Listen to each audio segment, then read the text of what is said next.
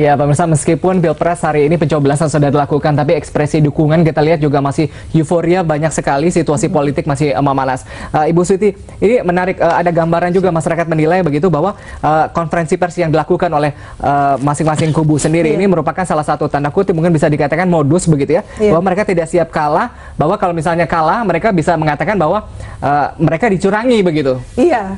Jadi kalau saya membacanya mudah sekali, begitu katakan kubu Prabowo, kubunya Pak Jokowi Yusuf Kala ini melakukan semacam konferensi pers seperti itu, seolah-olah dipahami sebagai ini deklarasi, sudah pengumuman kan seperti itu. Dan ini seolah-olah mengunci bahwa KPU harus follow kan gitu, mengikuti apa yang sudah dihasilkan oleh Quick Count kan seharusnya seperti itu. Nah sehingga ada respon dari kubunya Prabowo Hatta dalam hal ini yang juga tidak mau kalah akhirnya seperti itu. Ini menurut saya tidak ada pembelajarannya sama sekali. Apa pembelajaran yang ini? Ini memberikan beban kita sebetulnya. Jangan lupa selisihnya pun kalau siapapun yang menang tipis banget gitu loh. Berarti masing-masing punya dukungan yang kuat. Ini kalau saling dihadapkan, diperhadapkan, mau jadi apa negara ini gitu. Itu yang harus difikirkan serius menurut saya oleh para elitnya. Jangan masyarakat aja disuruh mikir kan gitu. Kita sudah memberikan suara, ini kita tidak golput gitu kan. Sekarang ketika kita percaya, tolong diemban itu. Oke, gitu. Iya, baik, kita coba angkat telepon, ada pemirsa lagi yang ingin bergabung. Halo, selamat malam. Halo. Malam Pak. Ya, selamat malam. Dengan siapa di mana Pak? Dengan Tarno Pak di Petukangan. Dari Petukangan, silakan Pak. Iya.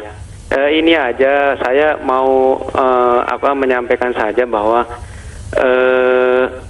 pemilihan presiden ini seharusnya tidak ada klaim dari kubu masing-masing gitu.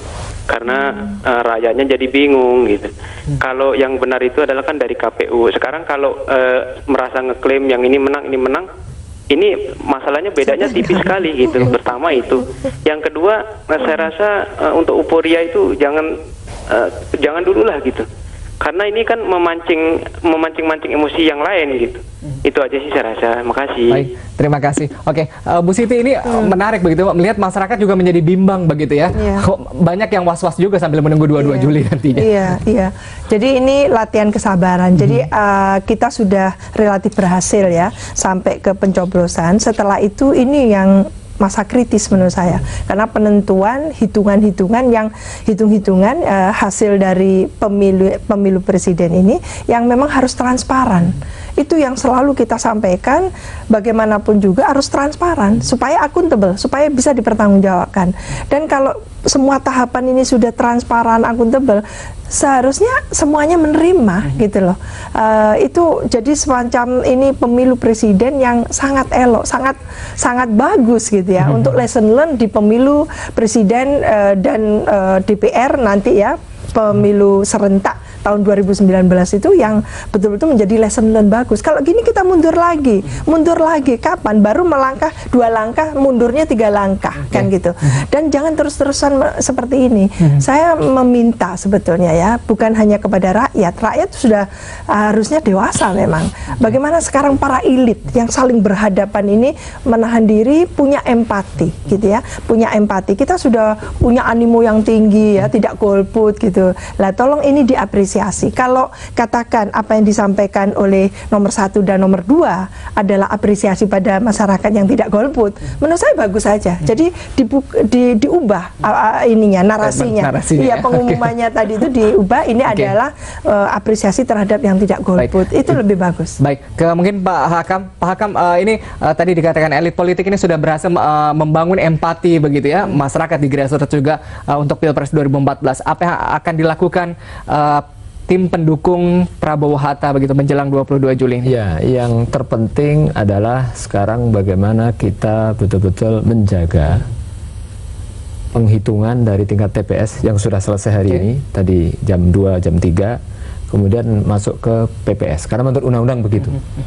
Terus kemudian ke kecamatan, kabupaten, provinsi, dan seterusnya. Nah, ini saya kira ada satu hal yang penting yang kemarin sudah mulai diberlakukan, yaitu mengupload C1 atau hasil penghitungan di tingkat TPS ke website KPU Pusat.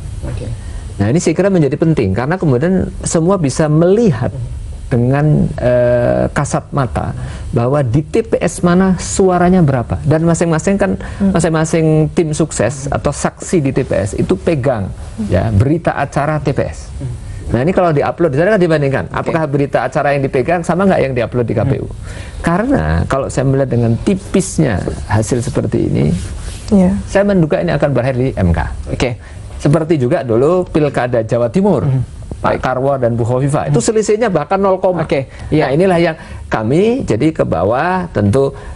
Sekarang kami juga menghimbau agar jangan bawa massa ya, kepada yang nomor 2. Kami juga tidak akan mengerahkan massa. Jadi kemudian dengan alasan itu bahwa kami menang dengan semikian, itu kan kemudian mendorong orang untuk bereaksi. Ya, itulah yang saya kira kami akan Pak Firman lakukan. sedikit sebelum kita tutup dialog ini. Iya.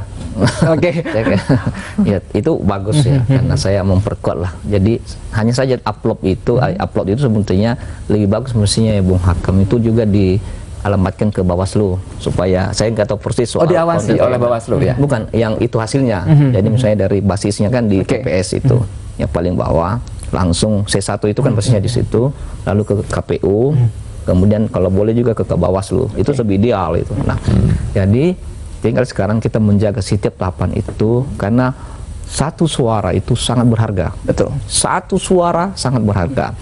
Nah, memang kita menjaga betul sampai tanggal pada saat ditentukan nanti. Nah, ada beberapa yang perlu kami sampaikan. Itu yang pertama, sebetulnya kalau yang banyak yang spontan ini, beberapa lokal juga spontan, tanda petik merayakan pelaksanaan pemilu ini, Pilpres ini dengan kegembiraan politik.